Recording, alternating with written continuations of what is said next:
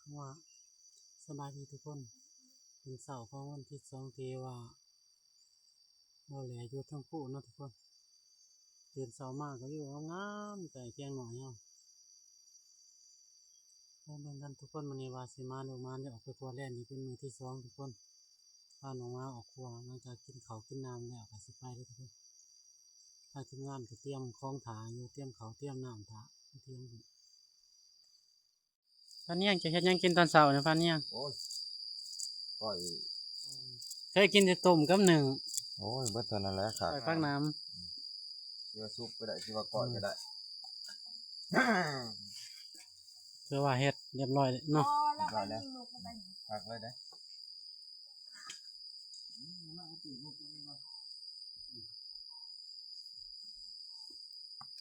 ซีเมืองก่อนให้ย่างตัวหนึ่งเนาะเขาก็ยังพอแห้งมาว่า ปลาถูกขูด เป็นอย่างปลากระป๋องเขาคือตัดหัวมันออก มัน มันแย่ มันนั่นมันข้างเหนือครับ เขาว่าอย่างมันกินกันเองมันนี่นะฮะมันบ่มีหัวมันมีหัว เขาว่า มันบ่สุดกระป๋อง โตมันยาวพอเนาะ รถวิโก้ไปจอดอยู่ขอไก่เป็นอย่างมันที่เสีย ทำในหัวมันจะร้านตัว บ่รถวิโก้ไปจอดอยู่ขอไก่เป็นอย่างมันที่เสีย เอาเบิ่งสาเหตุมันเอาเบิ่ง เอาไปเลย เอาเฮ็ดได้สิถึงกัน เอาป้าเถิงเถิงสี ป้า เรา เขาก็ง่ายเขา โอ้บ่มองบ่กิน ไปมองมากินเลย เออ เป็นงาน ก็หาเพื่อปัวไปใส่ข้างหน้ามันดิคิดอยู่ละ เป็น แต่ยังวัยรุ่นได้ที่ครับถามให้ควรบ่มีเวียกกู ทุกคนตอนนี้หลังจากกินข้าวกินน้ำก็ทีมงานเฮาเตรียมมาได้ทุกคนสิออกไปหาครัวแล่น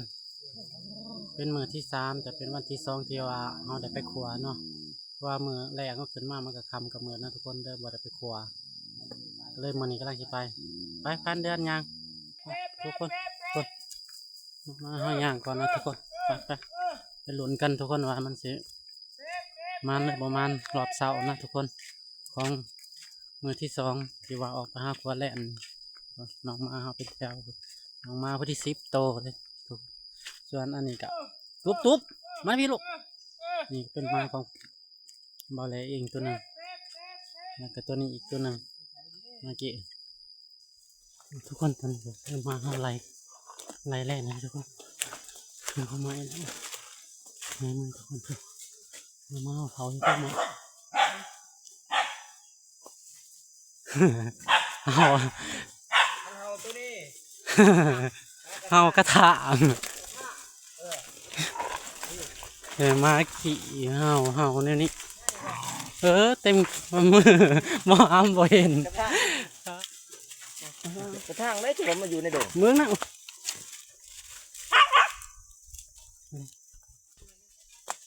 เป็นกระถางตัวใหญ่มันน่ะทุกคนเขาคิดว่าแมนว่าแหล่นะแต่มันบ่แมนกระถางตอนมากับเฮาแหล่นขึ้นต้นไม้ขึ้นที่เรียบร้อยมันโกนซ้ำเสร็จแล้วนะทำไมทุกคนบ่ได้สองตัวก่อนทีมงานกำลังลงเลาะวันแรกนะทุกคนรุ่นต่ออีกทุกคน9 โมงปลายออกมา7 โมง2 ชั่วโมงปลายยังนั่งทุกคนหลังจากที่นั่งไปสักพักหนึ่งออกยางต่อทุกคนปวดต่อเสียดายด้วยประเด็นกันอีกก่อนจากเศร้าเมื่อยแล้วทุกคนตอนนี้มาเขากไล่แล่นกันไปทีเรียบร้อยแล้วมันย่างเพื่อไปขึ้น600,000 คำไปของไปผมทุกคนตอนนี้ก็ตอนน้องไปตัดไม้มาไปทีเรียบร้อยเนาะไม้คนจะขึ้นของไม้ย่างอยู่ประมาณ5 เมตรนะทุกคนไม้ตัวนี้หลุดน้ำกันทุกคนทุกคนสรุปแล้วในทีมงานเรากันแล้วให้พันเดือนขึ้นพันเดือนขึ้นตัวแรกของมันนี่แต่ว่าขึ้นคนละต้นครับแล่นขึ้นได้แล่นขึ้นต้นเปื่อยต้นพูน พันเดือนขึ้นท่านนี่สิเงินใหม่ขึ้นไปของท่านนั้นนะขึ้นไปของแล่นเฮาจากต้นครับต้นแล่นโยกันทุกคนตอนนี้ก็ถือว่า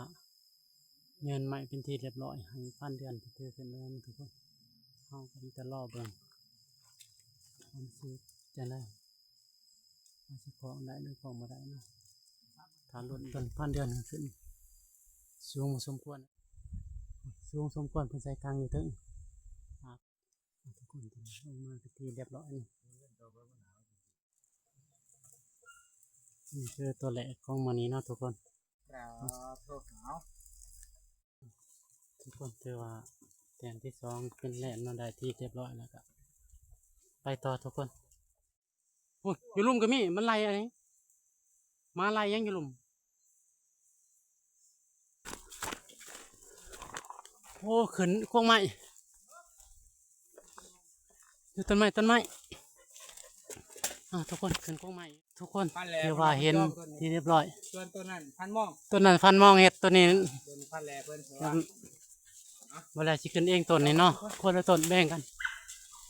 คนอยู่พุ่นอีกตัวหนึงไป เล่นซะดอกสิแท้กระแตกครบ กระแตครบพันเดือนแล้วว่า แต้นกระตอดปาก เต้นกระตอดปากว่าดิ บูมันหันไส้โต ว้า ปากแห้งเกลือไปได้ ลุงกำลังกินจากน้ำจากหมูแดงลุงอ่ะ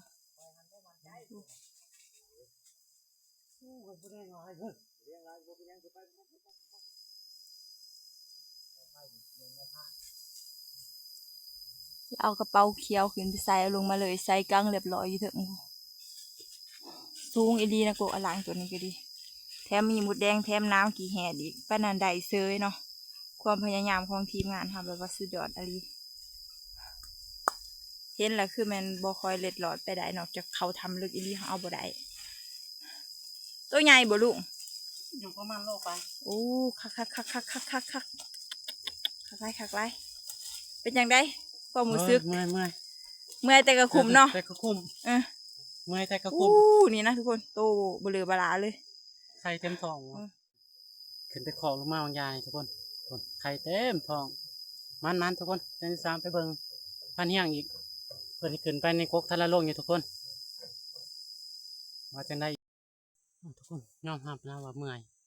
เป็นกกใหม่แต่ว่ากระมวนคาได้พอแล้วม่วนทุกคนได้ขึ้นได้เอาลงมาม่วนแต่ว่าก็ยังขึ้นก็เมื่อยอยู่แต่ว่ากำลังใจเฮาก็มีคาได้พอได้เห็นนะดีกว่าเฮายางไปจนเมื่อยบ่พอหยังเนาะทุกคนทุกคนตอนนี้ก็มาฮอดต้นพันเฮียงเพิ่นขึ้นเนาะ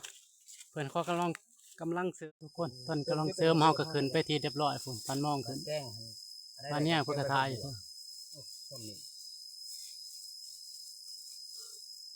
สงสัยพันมองเทียดขึ้นแล้วนะมีตะเพียบเลยคน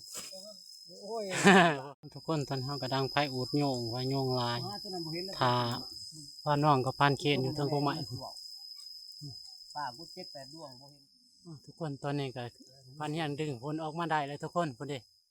กระโปงอยู่โกนน่ะมันบ่ครบมันอันนั้นมันบ่เห็นหงจกโดดอย่างเดียวพุ่นฝนฟันมองฟันมองกับฟันเดียแค่กันโลกเลยทุกคน เอาเบิ่งคนงาน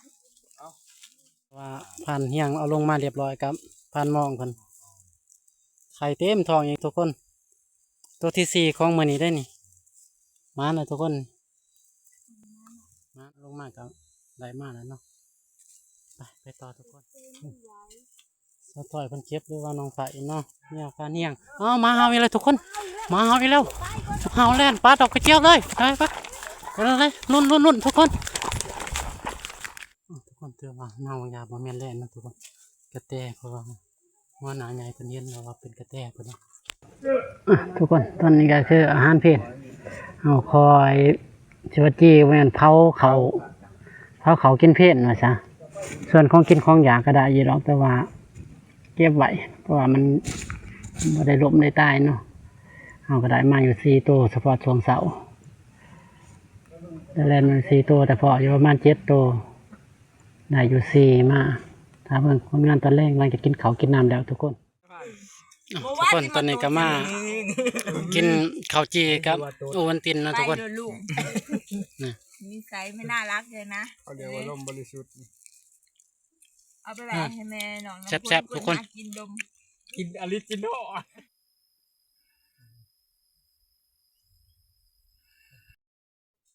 ทุกคนตอนนี้ก็บ้านไหนก็สิขอปิดคลิปกันเนาะเพราะว่าตอนเช้านี่ก็ผลงานมีอยู่4 โตวอยากกินข้าวกินน้ำแล้วก็สิไปต่อตอนแรงทุกคน